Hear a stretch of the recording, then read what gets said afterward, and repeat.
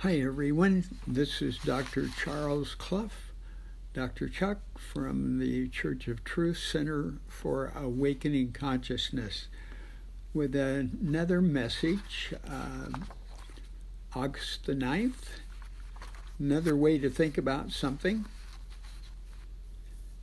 Let me mention that the church's phone number is 626-201-6035. My number is 626-710-7418. We would like to hear from you. If you get an answering machine, leave a message and we'll get back to you. Any need for prayer or support will go from me to those in our congregation who are convinced the spiritual dimension is always ready and wanting to help. Now, let me give the prayer that we usually start out with. Gracious God, please leapfrog over the distances so those listening hear this as if we are all together in our peaceful sanctuary. It's about time for us to talk about death. We've had a lot of these messages that have been around COVID-19. But we've never really talked about the death part. Most of us, all of our lives, have never had to think so much about death as we have during COVID-19. The wars we've been related to have taken the lives of our young men and women, and it has had our attention, but death has never been as prevalent in the news media as it is now. Every day we hear the new statistics of those contaminated with COVID-19. And of course, much more alarming, those who died. Hundreds, even thousands, are dying every day, and we see it right before us in the news. So, to not touch this subject is to be very remiss, for it is so prevalent. Right in front of our faces every day, we get the numbers. Those of us who do not personally know anyone who has caught the virus and succumbed do not feel it as heavy as those who had a personal experience. And not only that, do they have a personal experience, they're not able to be around the one during their time of transition. Having someone you really love you can't be near who passes away is probably one of our worst nightmares. It's difficult approaching this subject from the spiritual point of view without appearing to some to be too casual about something so totally serious to the humans on this earth experience. Death to an only human conscious person whose world is this globe only is the worst of tragedies. To them, death is an end. I've been with many functioning on this level, and their pain is very tangible. Death, especially unexpected, is rated as the most traumatic experience a person can go through.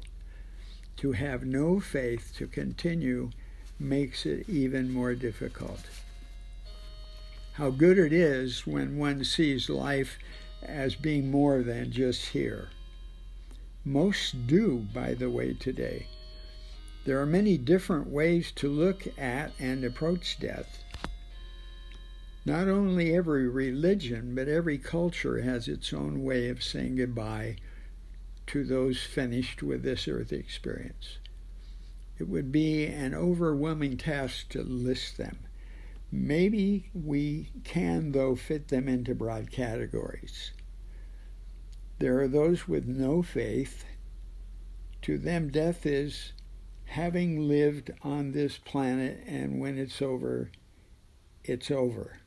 period. That's it, finished. Then there are a broad range of others who believe in some kind of an overall something or someone, and going on as part of those in this grouping.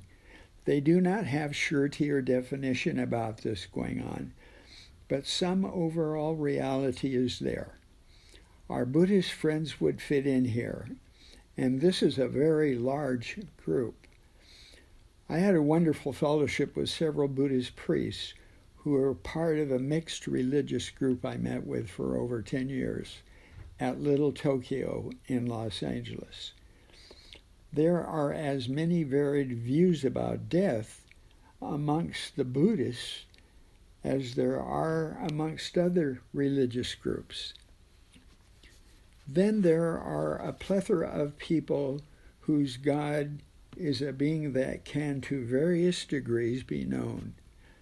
To these, God is an entity out there, and that by believing the right things and doing what we should, when this life is over, there is a great future for us. The Christian religion, along with many other monotheistic faiths, promote this positive death perspective. Judaism, Islam, and Hinduism would be three of the major groups. The metaphysical world also covers a lot of territory. Those in this grouping see God as an all-inclusive everything. But this everything leaves room to believe that God is the atmosphere, a spirit, or a personal entity one can know. There is a lot of room for almost any way of seeing and connecting with God in this grouping. Near-death experience adds to this mix people who believe in more than just one life, because their experience from almost dying allowed them to see through an opening where they believe they saw what it is over when we pass away. Those who embrace some form of reincarnation are represented by some in all these groupings. There is scientific evidence of reincarnation due to research taking place at the University of Virginia, a long-time project. Believers of all kinds have goals they are seeking to reach, whether taking a long or short amount of time, one life or more. Our journey eventually continues on, and it leads to a level of enlightenment or spiritual achievement that leads to the perfect God environment, the dream of all of us. This is what many call heaven. Spiritual giants such as the Jesus of the Bible always seem to have life beyond here in their consciousness. In comments and parables, Jesus reminded listeners to keep the bigger picture in mind. If he had come from this more than here and remembered it, it would be easy to understand how real this beyond here was to him. The disciples who continue relationships with their departed gurus always draw attention to the shortness and temporality of a single life. This, of course, is because they continue to talk and relate to one who has gone on. Whether one wants to think or talk about death or not is not an option today, unless wanting to close one's eyes to everyday news. Dying is all around us, but not really dealt with other than in discussions about aging or general health. Should the discussions be broadened? Do we of faith have anything to offer a culture with death on everyone's mind? We can't ignore it because of the pain and suffering that almost always accompanies it. And there's a lot of that going on right now. Accidents, wars, acts of nature, and illnesses are all contributors to demise. But the virus is even more rampant. So how do we come to peace with the fact that we all die and it can happen so unexpectedly? Whatever we have to find peace with it. If not, we will be overcome with sadness. We have faith. We have faith. The most important step is to keep in mind, all the time to keep in our mind, our existence is not tied to this one life experience. There are not many, even of those who do not see God in the picture, who feel this is the only shebang. There is something inside that knows there is more. Religions like Buddhism that do not hold to a personal God believe strongly that we continue on in one form or another. Believing in more than here seems to be inbred in all cultures, for we find the various ways they approach death in their archives, on the walls of their caves, and in their graves.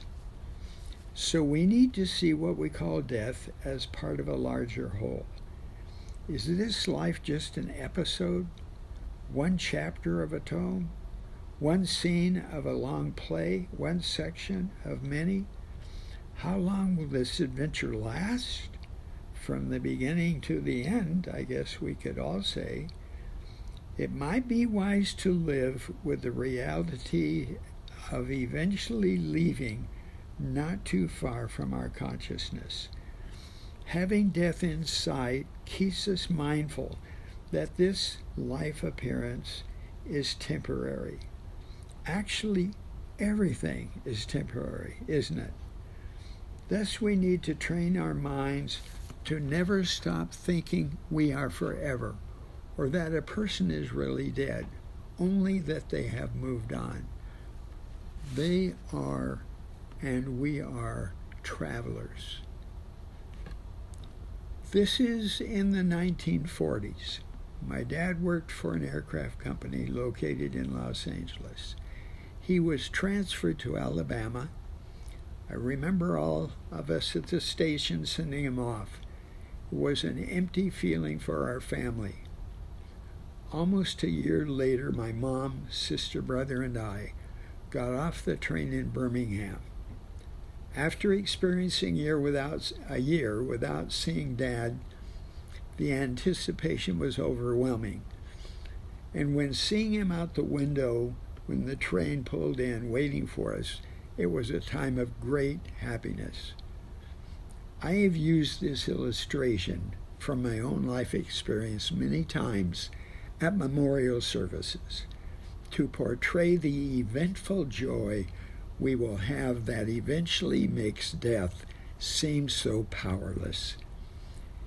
If the beautiful encounters those with near-death experiences have, with relatives they see and get in touch with through this tunnel of light, if this is any indication of what we will know ourselves when we move on, reunions will trump the sadness of temporary separation. Those who move on will also realize how soon the ones they left will be with them again. All the deaths we see and read about undoubtedly have good endings from the vantage point of the completed transition. The very challenging task God's presence has within us is to put this picture and reality in our mental awareness now, while we are still on this train ride, going from here to there, and going from here to there through everything that is taking place in us. Going from here to there is taking place in us. It is as if the was, will be, and is already is. Faith sees it as already have happened. What we think of as death and the transition is already seen by our invisible spiritual friends. Somehow the deeper spiritual part of us has already process this, and we need to get in touch with it. The teacher who has instructed and observed many students over the years sees the current students like they're already grown up and working like the ones before them. Our wonderful eternal reality is already with us and in us. How special and amazing is that? What a difference it would make if this was in our awareness all the time. It would surely put things in this life in perspective, wouldn't it? Small issues would not be so urgent or threatening. Unimportant things would be non-important. As we listen to the news and hear of the deaths, how about letting the Spirit within keep us mindful that the best is yet to come? Dying is not the final word. Good life is ahead of us forever. Thank God. And so it is.